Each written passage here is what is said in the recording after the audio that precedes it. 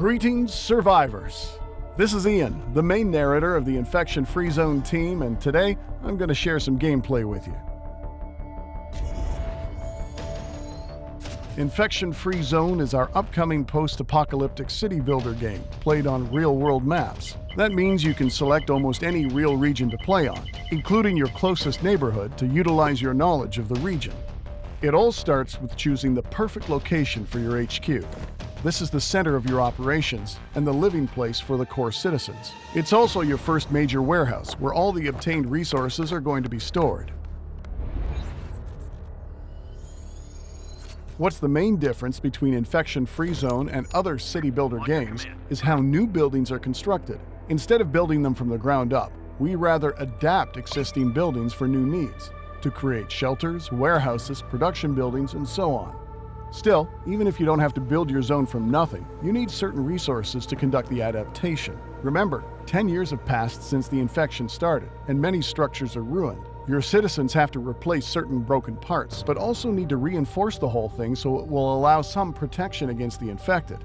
Your citizens divide into two categories: civilians and squad members. Civilians are meant to be your usual worker units that help with gathering resources, adapting buildings, and building new ones from scratch. In later stages of the game, civilians are also taking more important roles upon themselves, like conducting research, which opens a whole new world of possibilities for you.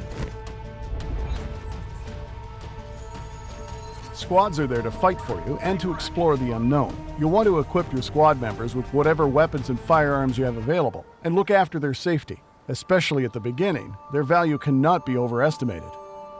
In the early game, your squad members are going to scavenge all the nearby buildings next to your zone and clear any potential threats.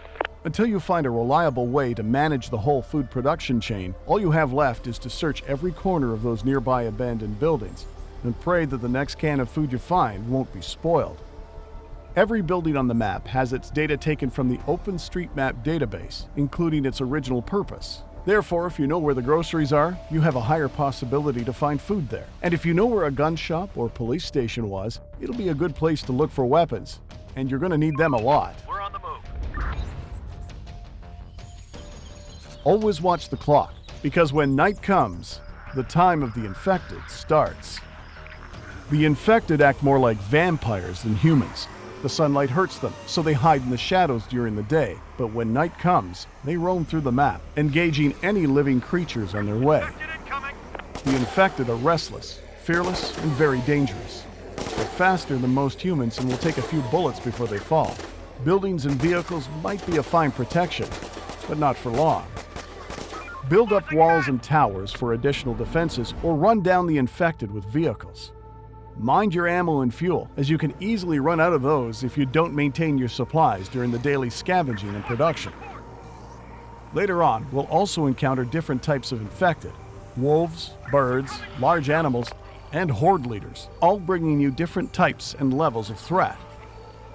Once the sun rises again, usually the fight is over, as long as there are no clouds. Remember to track the sunsets and sunrise and prepare accordingly to the seasons. Because Infection-Free Zone is based on real-world map data, you can expect the night to be longer during the winter season and shorter in the summer. Day lengths, seasons, and weather are accurate to the city of your choice. To complete your constructions, you need tools: wood, metal, concrete, and that's only the beginning.